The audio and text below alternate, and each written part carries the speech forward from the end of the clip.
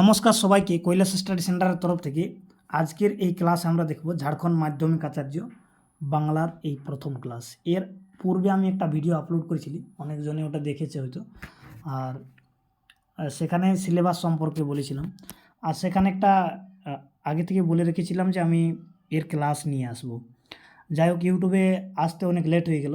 বাকি যেটা গুগল মিটের মাধ্যমে অনলাইন ক্লাস সেটা শুরু হয়ে গেছে। যারা বেচ নিয়েছে বা পেড কোর্স নিয়েছে তারা ক্লাস করছে ওখানে। দুটা অলরেডি বেচ চলছে, একটা আগে থেকে শুরু হয়েছে আর একটা মাত্র কিছুদিন আগে হয়েছে। তো যার ক্লাস সম্পর্কে একটু বলি, তারপরে আমরা এর ক্লাস যেটা সেটার আলোচনা শুরু করব।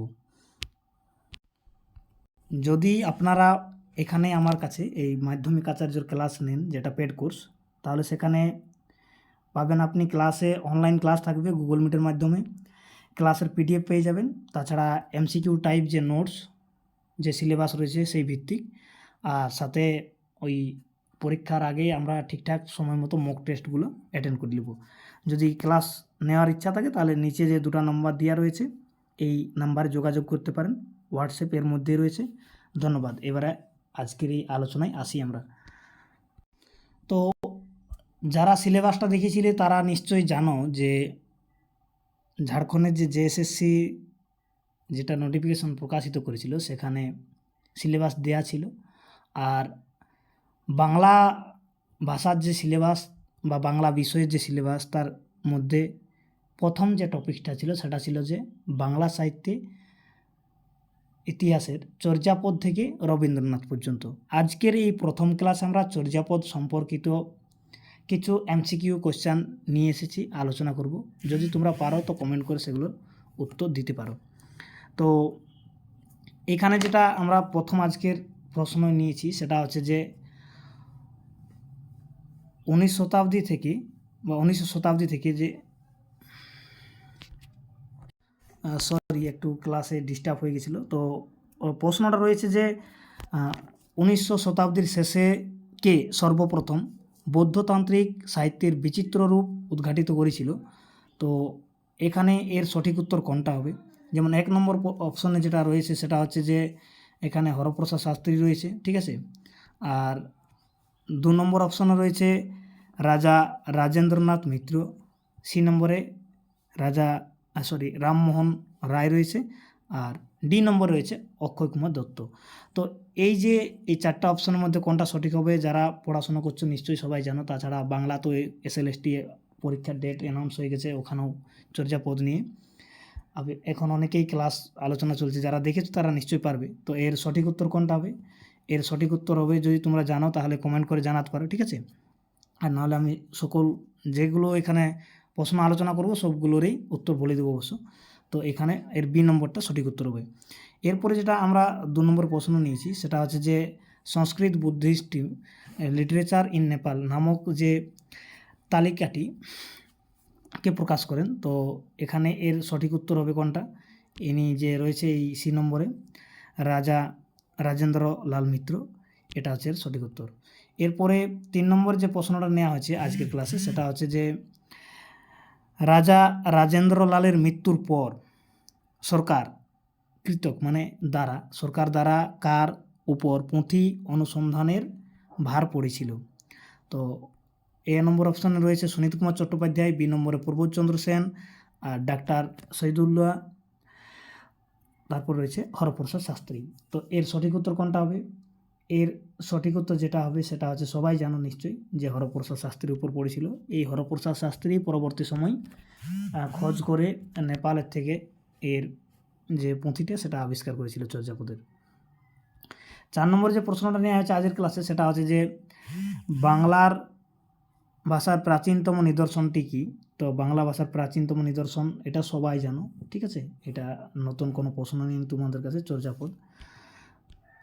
এরপরে অন্য যেটা প্রশ্ন নেওয়া আছে সেটা হচ্ছে যে চর্যাপদের পুঁথি কে আবিষ্কার করেন?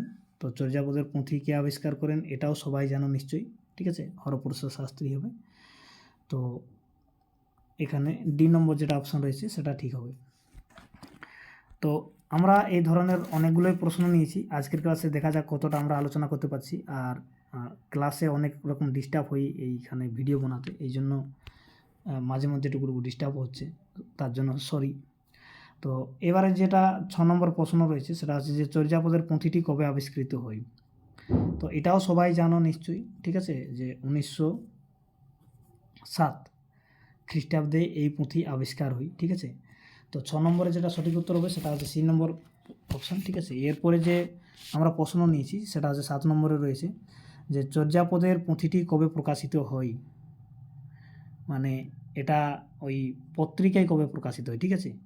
তো এটা হচ্ছে যে আমরা যারা জানি তাদের জন্য তো কোনো ব্যাপার নেই। তো আমরা অপশন নিয়েছি 1910, 1912, 1926, 1916। তো এখানে আমরা সবাই জানি যে এটা 1916 সালে প্রকাশিত হয়েছে। তো 7 নম্বরে যেটা সঠিক উত্তর হবে সেটা হচ্ছে ডি নম্বর অপশানটা যেটা রয়েছে এটা ঠিক হবে। এরপরে যে আমরা 8 নম্বর প্রশ্ন নিয়েছি, চর্যাপদের কোন পুঁথিটি শাস্ত্রী আবিষ্কার করেন এবং মহামহোপাধ্যায় হরপ্রসাদ। তো এর যে অপশন দেওয়া রয়েছে চর্যা কোষ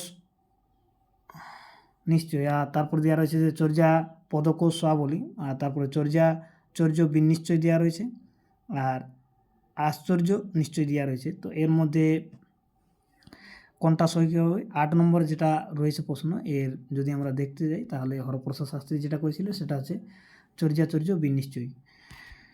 এরপরে যে 9 নম্বর আমরা প্রশ্ন নিয়েছি সেটা হচ্ছে যে চর্যাপদের পুঁথি কোথা থেকে গ্রন্থাকারে প্রকাশিত হয়েছিল।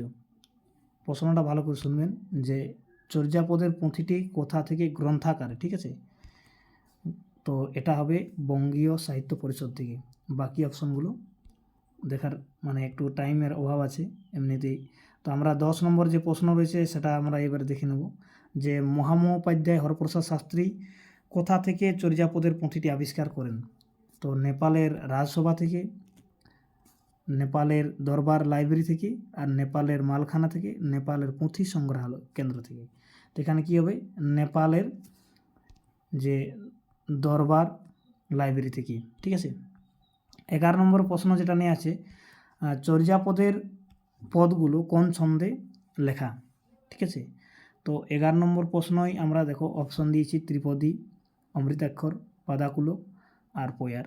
তো এখানে যে 11 নম্বরের যেটা সঠিক উত্তর হবে সেটা হচ্ছে পাদাকুলক। যারা পড়েছে তারা সবাই জানো। আর এরপরে 12 নম্বর যে প্রশ্নটা নেওয়া আছে যে গ্রন্থাকারে প্রকাশের সময় চর্যাপদের নাম কি দেওয়া হয়েছিল।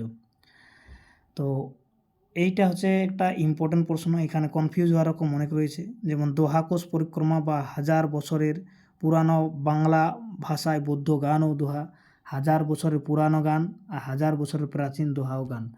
এবারে অন্য যদি আমরা অপশনে নিই এটা হচ্ছে সঠিক উত্তর, কিন্তু এখানে যে স্পেলিংগুলো রয়েছে সেটাও একটু ধ্যান দিবেন, ঠিক আছে। কেননা এই স্পেলিংগুলো তো অনেক রকম হেরফের করে কনফিউজ করায় মানে বানানগুলোতে।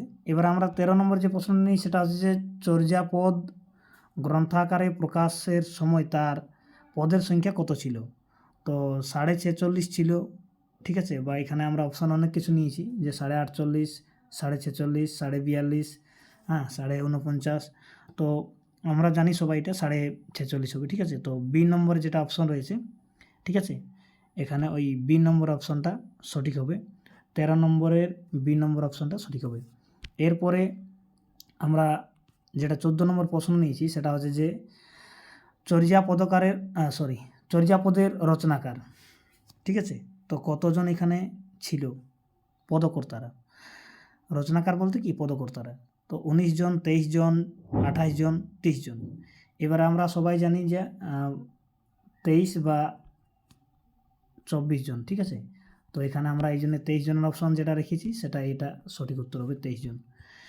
এরপরে 14 পরে যে প্রশ্ন রয়েছে 15 নম্বরে, ঠিক আছে। তো সেটা আমরা দেখব এখানে, সেটা হচ্ছে যে চর্যাপদের মাধ্যমে কোন ধর্ম দেখা গিয়েছে। তো নাথ ধর্ম, শৈব ধর্ম, বৌদ্ধ ধর্ম, জৈন ধর্ম। তো আমরা এর সঠিক উত্তর কী হবে? বৌদ্ধ ধর্ম হবে এর সঠিক উত্তর।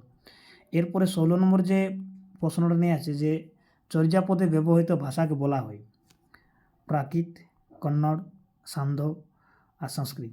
তো এর সঠিক উত্তর কোনটা হবে? এর সঠিক উত্তর হবে এখানে যেটা রয়েছে সান্ধ্য ভাষা, এটা আরও সঠিক উত্তর হবে। এরপরে যে আমরা যে 17 নম্বরে যে প্রশ্নটা নিয়ে আছি যে চর্যাপদে কোন পদকারের সর্বাধিক পদ গৃহীত হয়েছে, ঠিক আছে। তো এখানে কোন পদকার হয়েছে, তো এখানে আমরা দেখব প্রথমে কান্নুপার নাম দেওয়া রয়েছে, সবরপা রয়েছে, সরহপা রয়েছে, লুইপা রয়েছে। এবারে যারা চর্যাপদ সম্পর্কে ডিটেলসে পড়েছে তারা সবাই জানো যে কান্নুপা কোটা পদ লিখেছে, ঠিক আছে। তো এখানে এর সঠিক উত্তর কোনটা হবে? আর সবরপা কোটা লিখেছে সেটাও তোমরা জানো নিশ্চয়ই, ঠিক আছে। তো এখানে কান্নুপা হবে, ঠিক আছে। তো কোটা যদি এখন কথা বলা আছে যে কোটা পদ লিখিয়েছে, তাহলে এইরকমই ডিটেলসে নিয়ে আমরা ক্লাসে আলোচনা করি। যদি আপনাদের ইচ্ছা থাকে তো আমাদের ক্লাস জয়েন করতে পারেন। আচ্ছা, যারা ইউটিউবে এই ভিডিও দেখছো তাদের প্রতি রিকোয়েস্ট রইল চ্যানেলটিকে সাবস্ক্রাইব করবেন। পরবর্তী ঝাড়খণ্ড যে এসএসসি যে বেরিয়েছে মাধ্যমিক আচার্য 9, 10, 11, 12 বাংলা বিষয়ের যেটুকু সিলেবাস রয়েছে আমি চেষ্টা করব সম্পূর্ণ সিলেবাসটা ইউটিউবে কিছু কিছু হলেও ক্লাস দেওয়ার, ঠিক আছে। আর বাকি তো পেড কোর্সে চলছে দুটো ব্যাচ, ঠিক আছে। তো এখানে কান্নুপার পদ কোটা আপনারা দেখে নেবেন একটু, ঠিক আছে। তো কান্নুপার সব থেকে বেশি পদ লিখেছে এটা আমরা জানি। তারপরে চর্যাপদে কান্নুপার পদে রয়েছে সর্বাধিক কত পদ গৃহীত হয়েছে, ঠিক আছে। তো এখানে ওটাই বলে মানে আমরা একটু আগেই আলোচনা করতেছিলাম যে কটা পদ গৃহীত হয়েছে। তো চর্যাপদে কান্নুপাদের হয়েছে আর সর্বাধিক কত পদ গৃহীত হয়েছে, তো এখানে 10টি, 12টি, 13টি অপশনে নেওয়া হয়েছে। তো এখানে কি হবে? 13টি এর সঠিক উত্তর হবে। কোনটা সঠিক উত্তর হবে? 13টি, ঠিক আছে। চর্যাপদে আরেকটা প্রশ্ন এখান থেকে পদ থেকে নেওয়া আছে যে চর্যাপদে সরহপাদের কয়টি পদ উদ্ধৃত হয়েছে, তো এখানে 5টা, 6টা, 4টা, হ্যাঁ না, আর একটা 10টা। তো এটা যারা একটু ভালো করে পড়াশোনা করছে তারা নিশ্চয়ই জানো। তো 19 নম্বরের যে প্রশ্নটা রইল এটা কমেন্ট করে সবাই জানাবেন, ঠিক আছে। আর যদি না পারো তাহলে আচ্ছা, যার কমেন্ট ঠিক হবে আমি তারটাতে কমেন্ট করে দেবো একবার। তো এটা তোমরা কমেন্ট করে জানাবে যারা দেখছো ভিডিওটা নিশ্চয়ই, ঠিক আছে। এরপরে 20 নম্বর যে আমরা প্রশ্নটা নিয়েছি সেটা হচ্ছে যে চর্যাপদে প্রাচীন পদকর্তাকে, তো এখানে প্রাচীন পদকর্তা হচ্ছে সবাই জানো লুইপাদ। যারা বাংলা ভাষা নিয়ে অনার্স করেছে তারা নিশ্চয়ই সবাই জানো। এরপরে 21 নম্বর যে প্রশ্নটা নেওয়া হয়েছে ঠিকই, সেটা হচ্ছে যে চর্যাকারগণ প্রধানত কোন অঞ্চলের ভাষাকে গ্রহণ করেছিল, তো বিক্রমপুর বা কামরূপ বা রাঢ়। তো এখানে সবাই জানো যে এটা রাঢ় ভাষায়, যে রাঢ় ক্ষেত্রর ভাষা সেটাকে ওরা গ্রহণ করেছিল। এরপরে যে প্রশ্ন আছে 22 নম্বরে সেটা হচ্ছে যে চর্যাপদের প্রধানত কোন সুর ধ্বনিত হয়েছে, তো এখানে যেটা 22 নম্বর প্রশ্ন, এর যদি আমরা বলি তো গৈরিক না পয়ার ত্রিপদী না অমৃতাক্ষর, তো 22 নম্বরে যেটা হবে সেটা সঠিক উত্তর হবে যে পয়ার ত্রিপদী সুর এখানে ধ্বনিত হয়েছে, এটা হবে সঠিক উত্তর। এরপরে যেটা 23 নম্বর প্রশ্ন নেওয়া আছে, তো 23 নম্বর প্রশ্ন হচ্ছে যে চর্যার পটভূমি হলো নদীমাতৃক বাংলাদেশ, ঠিক আছে। তো এটাই এর সঠিক উত্তর হবে, আর আমরা বাকি অপশনগুলো দেখছি না, ঠিক আছে।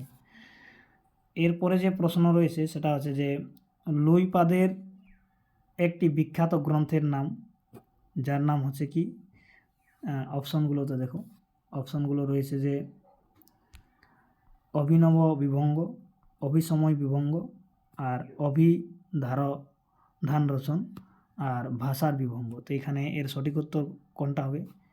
এই যে প্রশ্নটা রয়েছে যে লুইপাদের একটা বিখ্যাত গ্রন্থ 24 নম্বর যেটা রয়েছে এর সঠিক উত্তর হবে কিন্তু বিয়েরটা অভিসময় বিভঙ্গ। এরপরে আজকে আর আমরা আলোচনা করব না, এটা লাস্ট প্রশ্ন নেওয়া হচ্ছে, ঠিক আছে। প্রশ্ন অনেক রয়েছে অবশ্য, তোমাদেরকে এটা দেখানোর জন্য দেখিয়ে দিতে পারি আমি, ঠিক আছে।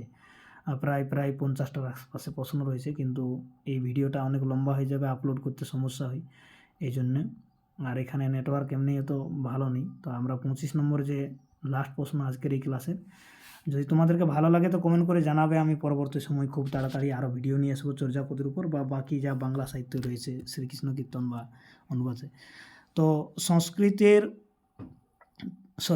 সংস্কৃত ভাষায় কে চর্যাপদের টিকা লিখেছিলেন, এটাও সবাই জানো নিশ্চয়ই। লুইপাদ লিখিনি, কানুপাদ লিখিনি, মণি দত্ত লিখেছিল, ঠিক আছে। তো এর সঠিক উত্তর কোনটা হবে? এর সঠিক উত্তর হবে মণি দত্ত। তো ধন্যবাদ সবাইকে ভিডিওটা শেষ পর্যন্ত দেখার জন্য, আর শেয়ার করবেন ভিডিওটা সবার সাথে যারা ঝাড়খণ্ডে মাধ্যমিক আচার্য লিখছেন বা যারা পশ্চিমবাংলাতেও এসএলএসটি দিচ্ছে বা এসএসসি দিচ্ছে 9, 10, 11, 12-এর জন্য, ওখানেও চর্যাপদ রয়েছে সিলেবাসে। এই ভিডিও তাদের জন্য রইল।